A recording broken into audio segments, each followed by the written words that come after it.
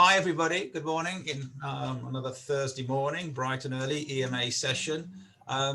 Today we're joined again by Simon Burton, one of the partners at the VEI, the Virtual Event Institute. Many of you remember that we spoke with Simon before Christmas and we set up a partnership with them and offering our members basically a very good discount. So there's a link in the chat area and you can find that on the website if you're interested. But if you register, and I think on their website, when you register, it asks you if you're an EMA member, and if you are, you tick that box and then you get a discount on the fees.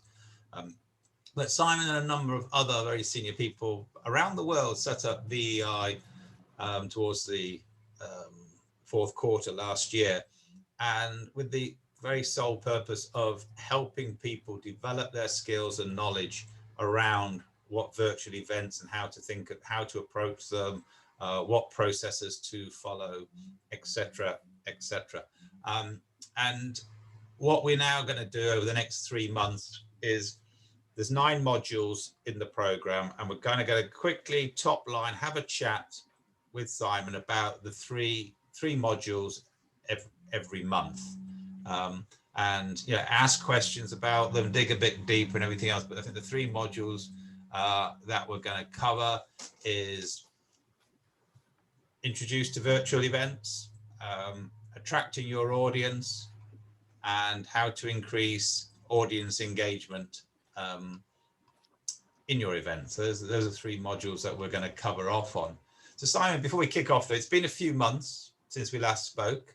I'm sure as any kind of startup, there's been lots of changes and lots of evolution within VEI. So why don't you give us a quick update and tell us how things are progressing, changes you've made, etc. Sure, thank you, Richard. Hello, good morning, everyone. Thank you for having me back.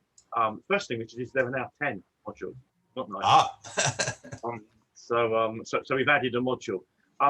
I've been in the events industry for 30 years and I've typically been involved with startups. I've never been involved in something which goes this fast. When we launched back in July, the idea was to create a certification program and to offer people a genuine learning tool and then a badge that showed their degree of expertise in the world of virtual events.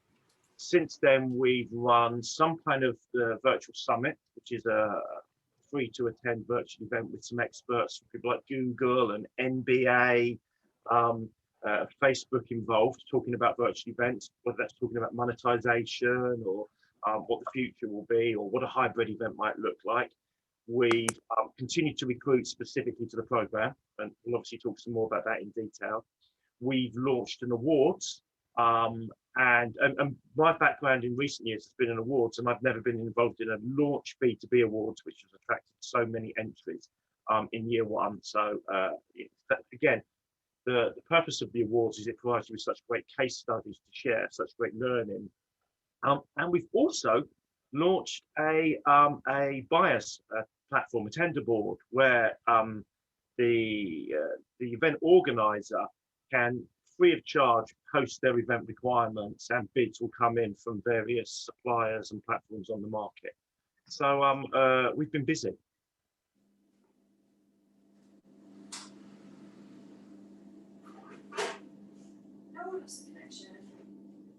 Richard?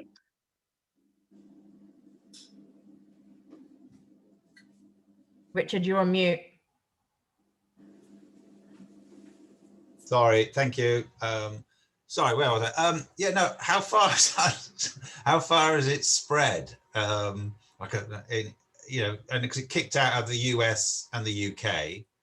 Right, and we've got subject matter experts from Peru, Colombia, Hong Kong, Australia, and we've probably got the odd delegate in those places. We will launch next week our Chinese language version, and a couple of weeks after that, a Portuguese language version. So in the coming weeks, you'll start. I'm sure many of you who are connected to our network or me or to Richard on LinkedIn will see we're starting to see people appear on LinkedIn with their certification and starting to see that VEIP, Virtual Events Industry Professional name appear after people. VEIP. That is going to massively increase in the next couple of weeks because we have a couple of corporate enterprise deals where people have put hundreds of their staff through the course. And those people are going to finish over the next few weeks. So you're going to see that real explosion of people sharing their qualification. So many people are treating it, as I am actually, as a dip in, dip out. It's an on-demand course, but we were approached 2 weeks ago by somebody in my network, someone I've known for a long time, who runs an events team at a major global financial services company, and he said that they were running a lot of virtual events and felt they needed some specific training. Could I share details of the course with them? I did that on Thursday afternoon. By Friday morning, they'd signed up, and by Monday morning, he had completed the entirety of the course and was our quickest ever certification so far.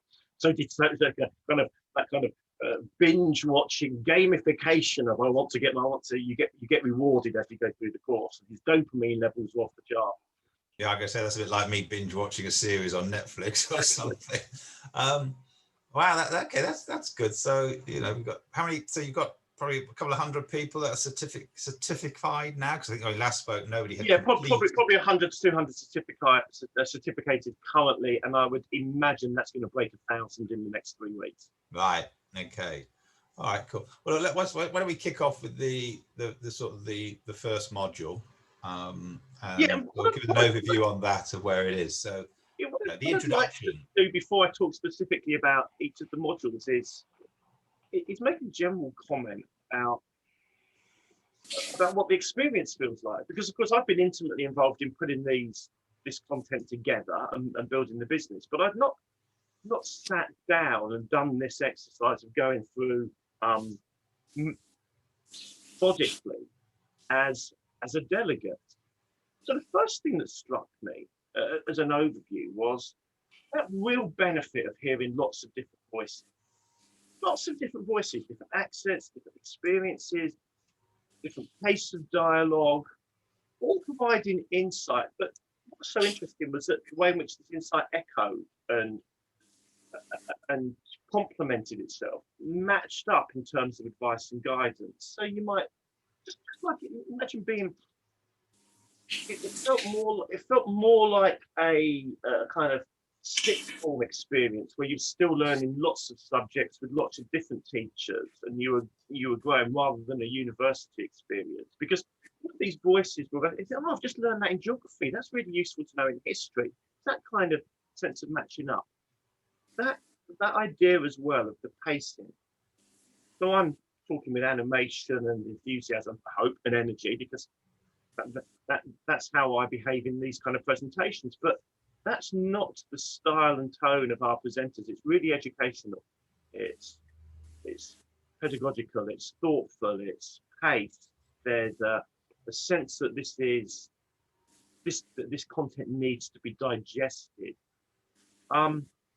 And there are loads of really useful. It's a big theme. I'll come back to it in every module.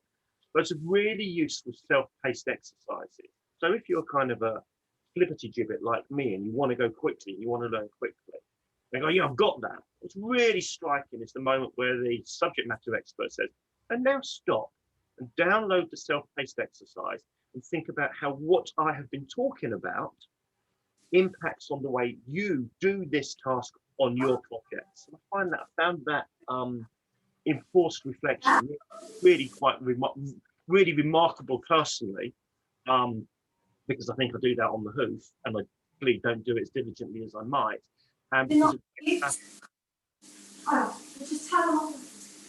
Really powerful in terms of how I digested the material. So the first module I'll talk about is the introduction to virtual events, and this is somewhat unusual, and it's delivered by one speaker, a lady called Dawn Dennis. She runs a business called Continuity Events in Hong Kong. She's worked for McDonald's. She was involved in the Beijing Olympics. She works for major conferences. She's ex-George B. Johnson. and casino openings. She's got an event experience and pledge book to be envied. And Dawn talks really compellingly and powerfully about how, not how one would define a virtual event, but how you as an organizer should define virtual events, how you should think about that process. And really importantly, why, where, and how those virtual events fit into the wider event landscape. She's really powerful and insightful, I think, about the analogies between digital and virtual, between digital and physical events, and how all of us as real world event experts can adapt that expertise and think about that translation. One of the things she said that really struck me was the focus on the delegate experience, and not just their experience at the event, but there's a really nice parallel between the delegate journey from awareness of the event through to registration, through to experience, and comparing those touch points for both virtual and digital. It sounds really simple, but it was a very compelling, particularly when it's illustrated graphically, a very compelling comparison of those two. So how do you translate, how do you guys translate the difference between, you know, a physical event and a virtual event, and sort of the key learnings within the introduction program, so people get their heads around what is really different? Well, it was interesting and gratifying. I've said since the start of this this kind of explosion of virtual events that what we as event organizers need to do is to translate moments, not process. And Dawn reflects that. So she talks about this idea of where your physical process and your digital process can be the same, and where actually your virtual process needs to mimic what's going on, but not copy it. So it needs to mimic the experience, but not try to copy it, because that copying it might not work in the digital environment. So yeah.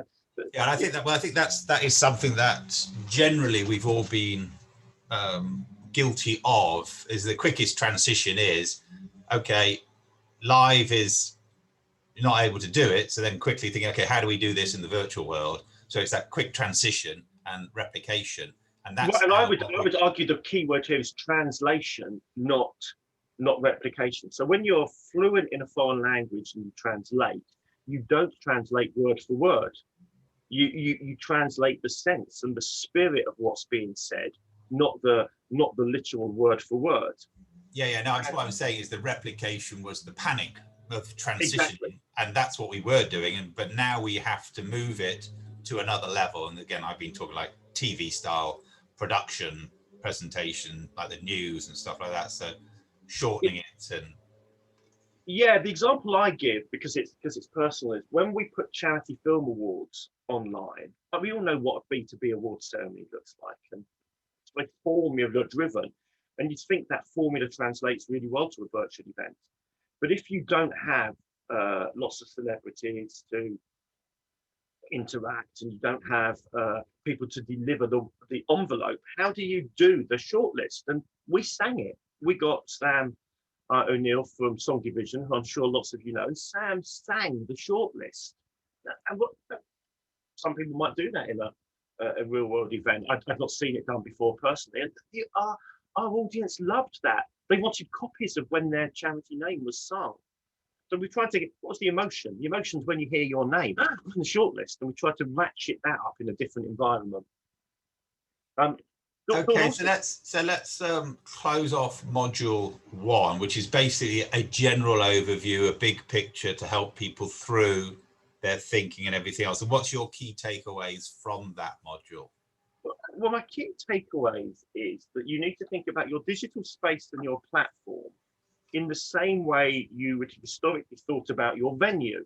And so it's going to come with some inbuilt constraints and challenges, and your abilities as an event organizer, an event producer, to think creatively around those, to use those constraints to produce creative solutions is really powerful. Yeah. And within then, have you got guidelines on timings and stuff? Because a lot of people, members, when we hear chat in our member boxes and stuff like that, they're thinking, okay, we might have held a conference for a day or a day and a half. that's just not working in the virtual world. So how we split that into modules over a week, or we just literally condense it down into bite-sized pieces. Right, and what I'd say, Rich, is none of our subject matter experts is telling you what the right answer is. Right. No one's saying don't do that. What they're saying is think differently about it. And actually, so in your market, historically, 3 keynotes, one every morning, might have been fantastic for a physical event, but for a virtual event that's got a global audience, you might want to think about 3 keynotes on different days at different times to hit people in different time zones, so that everybody gets a keynote delivered with their morning coffee. Okay, so let's move on to module 2. It's about attracting your audience. And again, you are talking a very broad brush of from exhibitions and stuff like that that you're advising advising people on and getting people signing up for. So if we can sort of focus on predominantly the B2B arena, which is predominantly our membership. And this is definitely a challenge that I'm hearing from people, that they're getting a lot, again, like the live world, you get lots of people register, and then maybe half of them or 2/3 of them turn up. And I can see, if we even look at our numbers, so I think we've currently got 13 people on the call, but I think we had 27 people register. So that's a big drop off. And again, work changes, and it's easier to say, oh, I'm going to do this, than go on that call. Right. So this module is delivered by a guy called Eric Lowe. He's a managing partner of a business called Social Effect. They work for both corporates and major event organisers. And I like to think of myself as a marketer, and this is a very disciplined module. So Eric talks about two techniques. Talks about MOVE, which is the Social Effects policy of marketing optimization for virtual events. There's a book on that, isn't there, I think? Yeah, possibly. Yeah, I think I've seen a book called Move. Yeah. And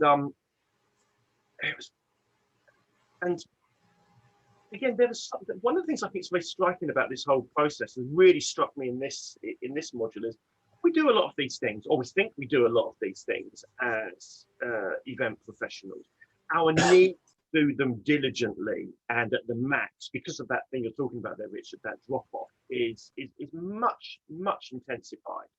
So so much of this module is about this 4-stage process: the positioning of your event and what your event really is trying to achieve, and who it's really targeted at, and then working out what that target audience is. I'll come back to that in a second.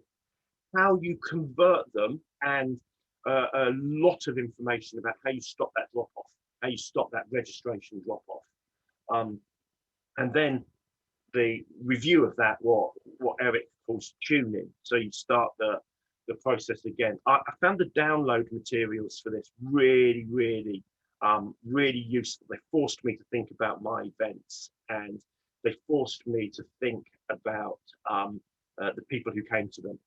Eric talks very powerfully about the kind of historic trend amongst event people to their marketing to be spray and pray, and the need as you move to digital to really tighten up your digital marketing. He talks really interestingly about developing personas. So as a team, writing down the personas of your audience. And there's a great worksheet where you can start to write down the persona of your audience, what they look like, where you'll find them, what their jobs are, what their career history is, what their interests are, and so on.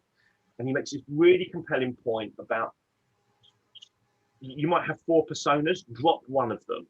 You just can't target everybody. So target your core audience. Really well delivered. And then some great stuff about some of their historic analysis of landing pages, and how to make your registration landing page, how to balance your needs to get maximum demographic information with the fact that every time you put a field in, you are decreasing sign-up rate. Yeah, that's very much like shifting that middle, isn't it? I can't remember what that business model is, where you've got the early adopters and then you've got the end, but the middle is the biggest peak. So focus on that, and that might, like you say, have 3 or 4 characteristics. And I think that's really important, like you said there, understanding your audience and your audience segmentation, and then focus on where the majority of that audience is in the different characteristics, and then how you talk to them and appeal to them. That's kind of what I'm hearing you say. Right, exactly, Richard. And also be wary of saying, I don't know, let's say I'm working on a sports event currently, because I'm working on a sports event currently. And you say, well, it's everyone who's involved in sport, and I want to attack all the community schemes and all the national government bodies and all the sponsors and brands who might be involved in those communities. Well, that's just too big. I can't deliver. That's 3 messages. And actually, each of those audiences is just too big. And it's really powerful on that sense of write it down, develop those personas, and work out what your message and your landing page and your conversion tactic is for each of the specific groups you're targeting. So it really forced eye opener. Stop and take stock. Yeah, I think I can remember doing stuff years ago. We had we even created cartoon characters of different personas, so it made it fun for us to understand. So again, that making that visual and interactive. That's actually one of the worksheets. You put a picture on and you write down the various. Yeah, I understand that. That's okay. Now I get it. I can. Again, I'm a very what do you call it, your NLP stuff. I'm a very visual person, and so I need to understand and see something. Yeah, the process, like Myers-Briggs and stuff. Yeah, and he's got a great analysis of that challenge, a great chart of that challenge of, okay, most of my registrations are coming in the last 2 weeks. So senior management's worried about registrations because we're not getting any. They're coming in the last 2 weeks. And then at that point, we're also worried about no-shows.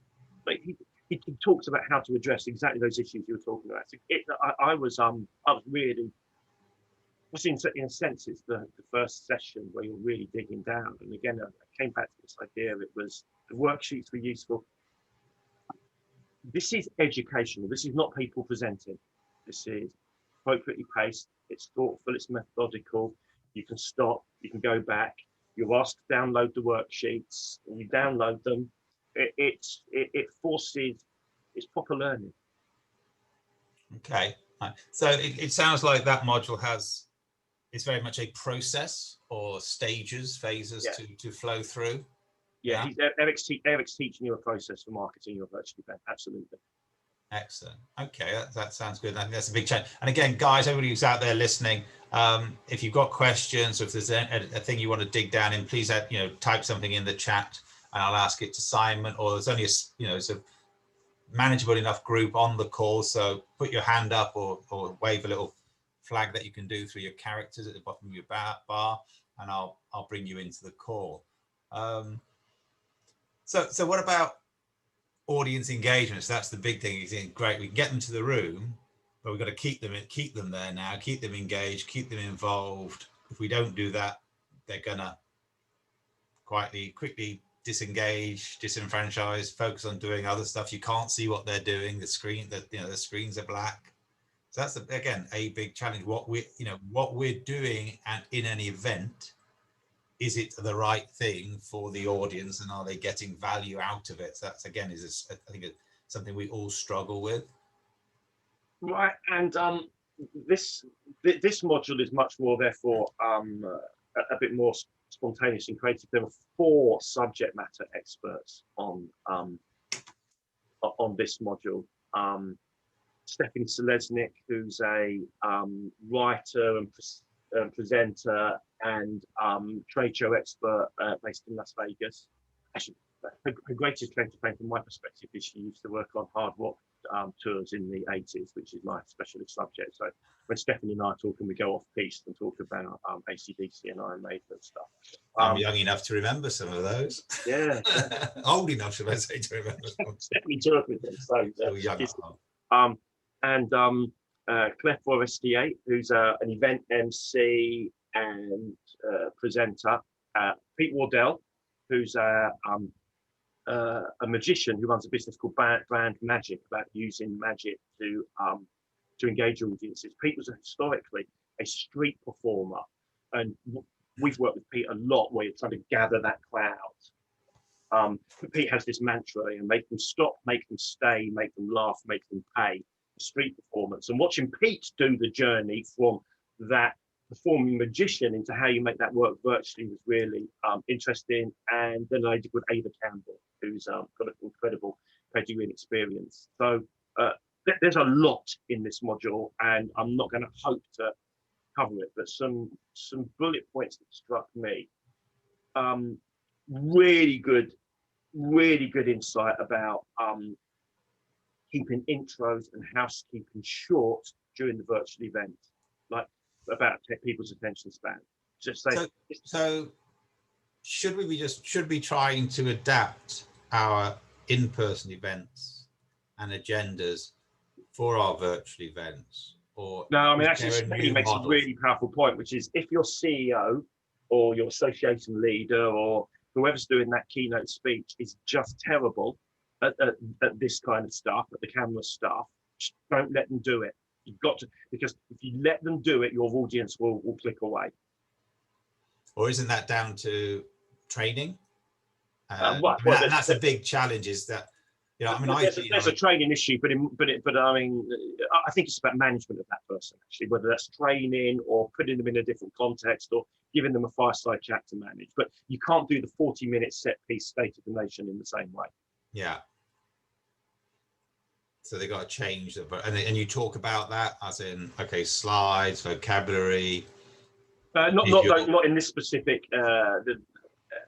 module, but there are other modules about speaker management, which we're not reviewing today, but do that kind of thing. Yes. Yeah, and I think that, because I do think that's even just the setting up. I mean, I'm involved in a product development group on behalf of EMA on some technology, and you know, I've been saying to the founder and CEO of that, you know, you need better lighting. I mean, it's still at this level, it's quite a startup and stuff like that, but we need better lighting, better sound, because that's how, you know, you are the brand and you've got to be seen and heard.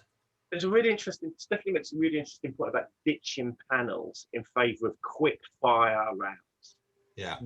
And it was interesting because I was on a panel last week, and it was like, we've all seen it in a real event, in a real world event, where the moderator doesn't brief the speakers properly, and the speakers just try to do their product pitch. And it's even worse in the digital space when that happens. And I was on one where there were 9 people on the panel, and the moderator allowed the first person to talk for 5 minutes. I mean, it was awful. So Stephanie has this really great idea that you do it with a 2-minute counter, and the counter's ticking. It's on the screen. Right, you're done. Just really. Yeah, no. I'm not saying that you couldn't. I think some people might be doing that in a physical event, but I thought it was a really neat idea, just to give it, and it gives it a bit of oomph and expectation from the audience's perspective. Stephanie, partly because she's based in Vegas, I think, and talks really compellingly about thinking about your different time zones. And she talks about this idea of rupturing your existing timelines, where your existing timeline existed because now's when the catering arrives, or now is when the big room's available, or whatever. Just that the loss of those constraints freeing you up to try to do different things with your format. So she talks specifically about shorter sessions with breaks that allow people to deal with their catering or their comfort needs in different ways. Yeah, I mean, I think the biggest challenge, sort of general challenge, is for, you know, our sort of EMA members and everything else, is that you know, the powers to be within their organizations expect them to be the experts in this whole world of virtual already overnight because of what it is and everything else. And in fact, to me, you know, I look at this more and more, and you know, this is TV production, and you've gone from someone who's been doing a you know, a live event, and which has again followed a model. You've trained for years in this, you've developed, you've built your career in this and everything else, and all of a sudden it's you know, you are switching to a whole new medium and a whole new world of communicating and understanding. And I think, Richard, for the people here on the call and your members, their particular event context, what events typically need to do in the corporate world, and what their stakeholders expect for the event. I think some of that translation is much harder because of brand or personality or corporate style or whatever that might be.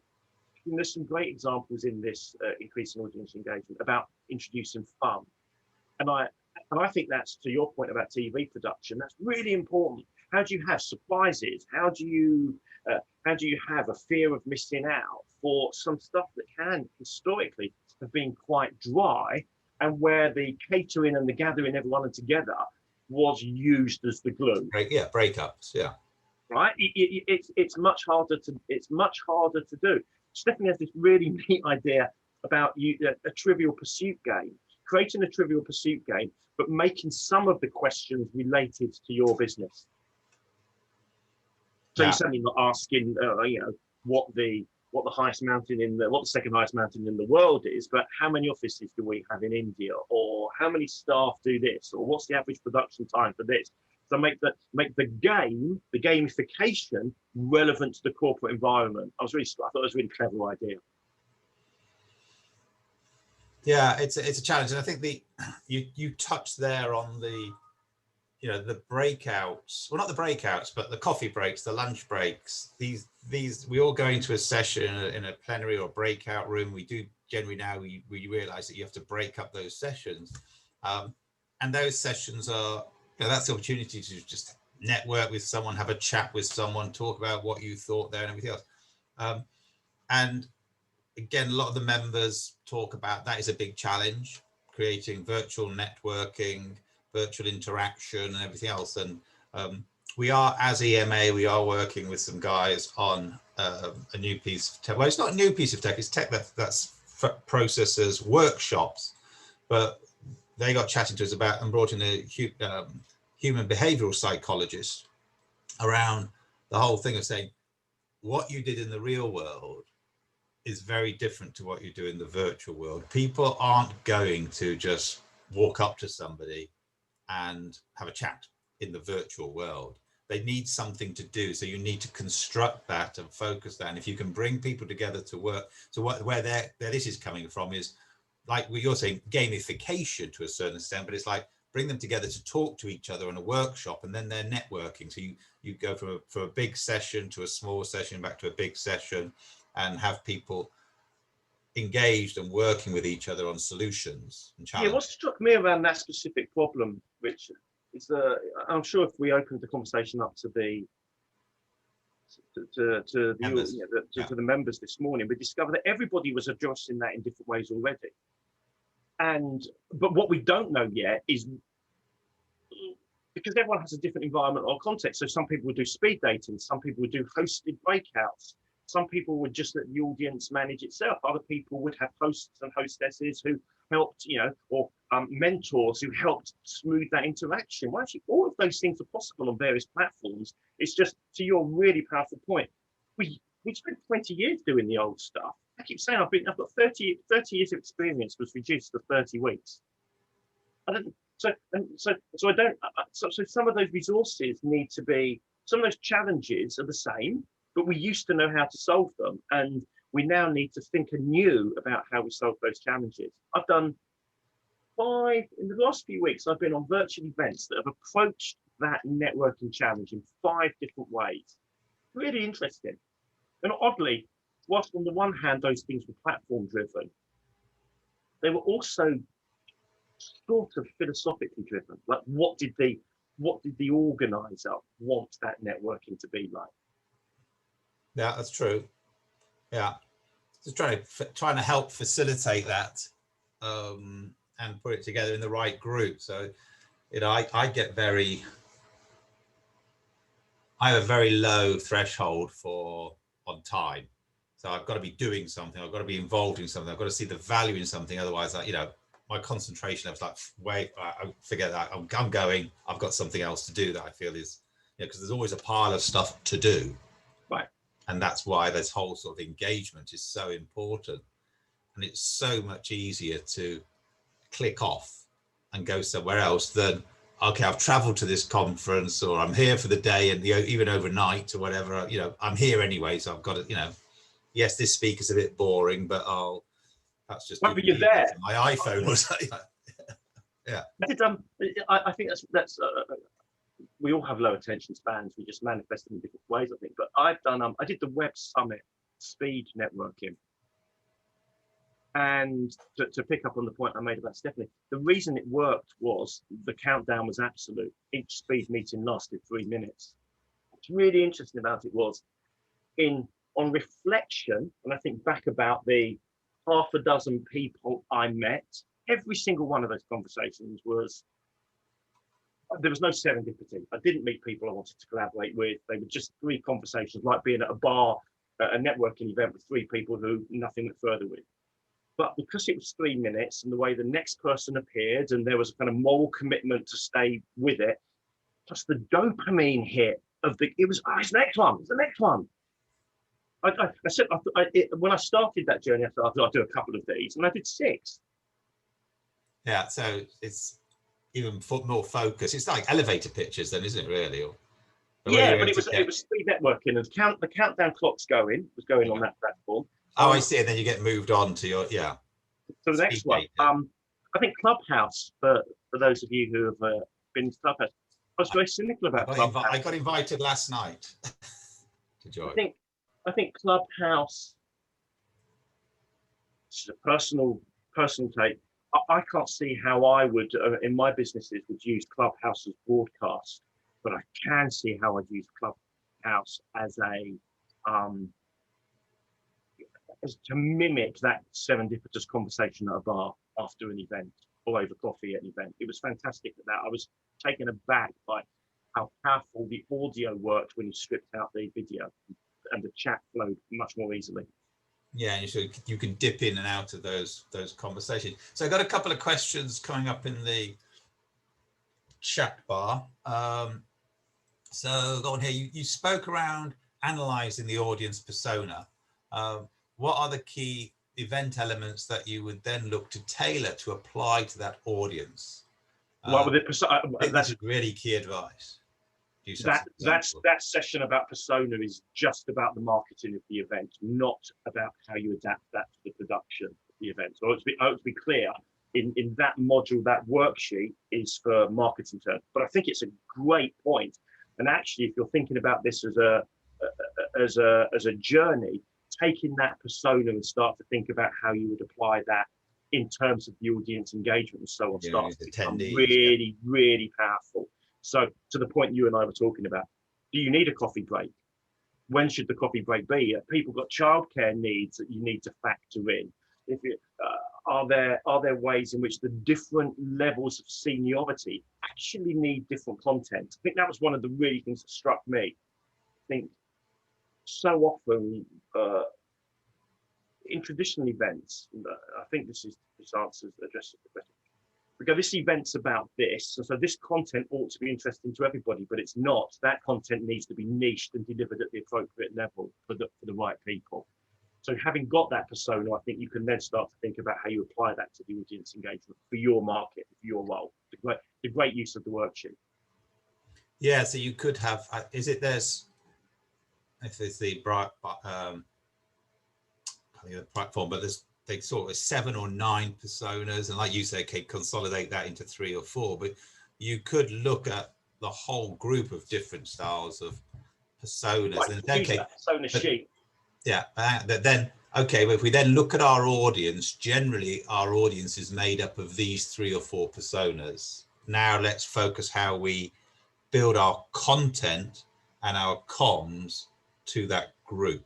So we'll have the other ones there as well, but these 4 personas make up the 80% of the audience. Well, and focus everything, your marketing, your content, your engagement harder on those 80%. Yeah, there's the Pareto principle. Yeah. So many of us feels instinctively wrong. What about those people over there? But you don't have the resources for those people over there. Yeah, no, that's a good point. And someone else is asking here, open this one up. Someone's saying that they're finding the technology we use isn't keeping up with what we want to do. We don't have the budget to bring in production companies. So this is, again, this sort of struggle with internal teams having been expected to be these producers, these creatives, and perhaps yet haven't quite got the knowledge and skill of everything that's out there, whatever. And Teams have now brought out, Teams, as in the platform Teams, has now brought out Breakouts, but it's very limited in how you can use it. So I think that's a question around, you know, the different technologies. I know that you guys look at hundreds of different technology, everything else. It's I think we've shared our vendor universe with you, have we not? That chart. Yeah. Yeah, well, you did. Yeah, you did that about 8-12 weeks ago. I'm sure it's probably been updated since then. Updated since then, yeah. That'd be good to if you've got that updated version of that to share that, and we can share that with the membership. Let me talk. But explain that, your vendor unit. So we created a vendor universe, and we phoned every one of the major vendors in the market and asked them what services they deliver. Did they have sponsorship function? Did they have speaker management function? Did they have networking function? And it's just a downloadable map. So it says, these are the people that offer networking. These are the people that offer sponsor function. These are the people that got enhanced speaker function. And it's a really useful starting point. Plus, as I say, you know, our tender board is completely free of charge to the organizer. But I can't see who asked the question, Richard, but I think that's a really powerful question. We're being asked to change our jobs, and historically, event professionals knew how to do all of those event bits and bring the suppliers together. That's not the same when you're talking about lighting and cameras and all of those other and production quality, and whether it should be green screen or grey screen, and that tech knitting together. And I think that's one of the biggest challenges, because I think there's still a bit of a gap. I think we've seen a number of event management companies and AV companies offer some of those support services, but by and large, I don't think their platforms are delivering much more than the stream. Yeah. And I think you've got the platform suppliers who are offering the bells and whistles, but unfortunately, you need additional resource to make that work. I sympathise. I think it is. Some of those things are, and the pace of change. The pace of change in the market is very challenging. Yeah, very rapid. And I think you're absolutely right that the knowledge of your supply chain, and you had people that you could rely on, and you knew could deliver this and everything else, so you knew where to go for stuff. All of a sudden, you're being asked to come up with a totally different solution, which needs certain levels of different skill sets, i.e., the creative production TV knowledge and mind, as well as then who are all these suppliers that you're going to use. Yeah, and I know that some of our members are restricted to the technology they can use because of their corporate compliance issues, especially sort of financial services and the big companies. So that becomes restrictive in what they can do and deliver, because stuff has to be cleared by security and tech and everything else. I have huge sympathy for those people operating in financial services. Yeah, there you go. Lynn's saying exactly that. Great technology, but it doesn't get past our security checks. I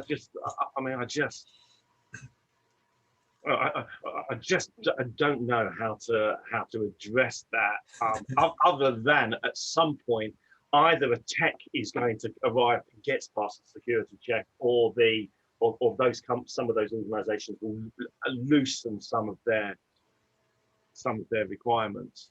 Yeah, they've got to prove, they've got to prove their security on their technology, because again, companies don't want to put stuff out there that can be then hacked and used and changed and adopted. It's very difficult. I mean, I go back a few years when I had my agency, and because one of our big clients was Goldman Sachs, and they owned, I think, like 40% of LinkedIn.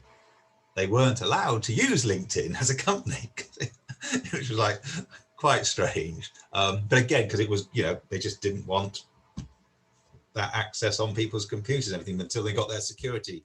I'm going back to the early days of startup and everything, but yeah, it will happen. I wonder if we can, not my role in the way the institute works, but I'll have a chat to the colleagues and see if it feels to me like there's a session in there at some point.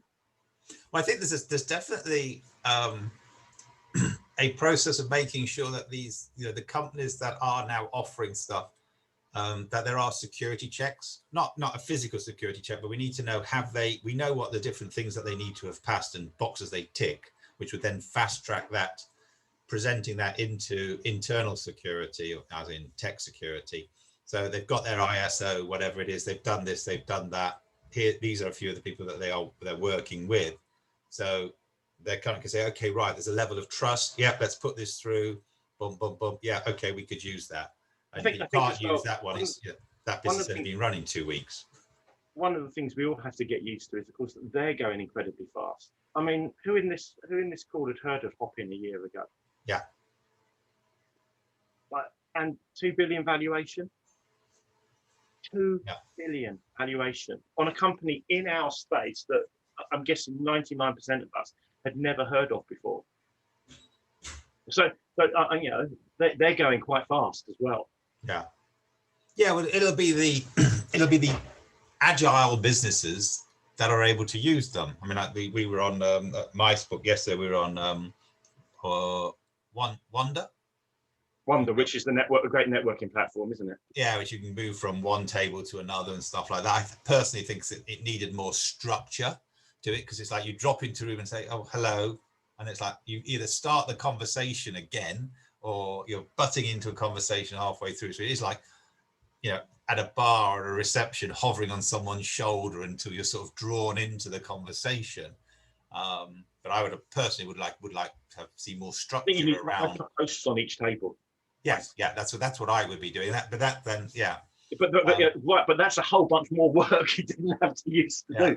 To the previous question's point. Yeah, but you're absolutely right. But these, there's lots of them out there, and it will be the early adopter businesses, so the smaller corporate businesses, or perhaps the more tech savvy businesses or more creative businesses that can adopt these new technologies quickly, whereas the bigger, more structured, more restrained companies, which have got, restrictions around them through financial services, through the pharmaceutical restrictions, governances and stuff like that, will be slower to adopt these changes. Who knows? There's certainly things that they can, I think, through the televisionization, that's a new word, of how we adapt and present stuff in the virtual world. And I had personal learning when I did that one again back in October, where we broadcast an EMA event in a hybrid style, one of the first and then one of the last, from the Lancaster Hotel. That the studio there that they built, which was great, which Smart AV had done, to be able to do something out of a studio where you could also have somebody talking from another room, but it looked like they were in the studio with you. So that whole, it created a much better feeling, and it also showed you, like, okay, a lot of what we get, this is fatigue, it's showed, this is all we get. Whereas if you do those studio stuff, you do get someone standing up, and it's more like them being at a live event. Yeah, I think actually, and we haven't talked about it. There's a lot of stuff about audience engagement and personalizing your content to your audience and saying, oh, Lily, thanks for that, and Christopher, thanks for that comment, or Christopher, what do you think about this, and so on. That kind of personalized engagement, of course. But one of the things that strikes me all the time about the televisation of the media is that if we were running this in a real event, I would see everybody, I would be able to direct my energy at people, I'd be able to read their face. But actually, one, I can't see anybody's face, because if I'm doing it properly, I'm talking to the camera. Yeah. So in order for the audience to feel me as a presenter, I have to look at the camera harder. But that's not instant, because I can see you, Richard, and I know you, and I like you, and so I want to acknowledge you with body language. And I think that's one of the biggest challenges we'll all find. It's why we're all so tired of video, because we are projecting our body language over here whilst we're being watched over here, and then the next person does that as well. And I think that's enormously wearing for us as human beings, and in a way that wouldn't be true in the real world event. Yeah, no, and that to me was a massive personal learning at the Royal Lanc event, because, you know, I, like you, quite happy to walk into a room, get on a stage, start a conversation, start an engagement, talk about a topic or whatever. But all of a sudden you get there, you got 3 cameras and you got that, the lights changing, talk to the camera. That's presentation skill. You've got a live audience in front of you. Okay, there's only 24, 25 people, but I also know we had 60 people out there. I had questions coming up on the thing. I didn't have any sort of talking notes. So I had notes and referring down to my talking notes, which you would normally do at a live event if you just needed the, you know, but it didn't look good on camera. No.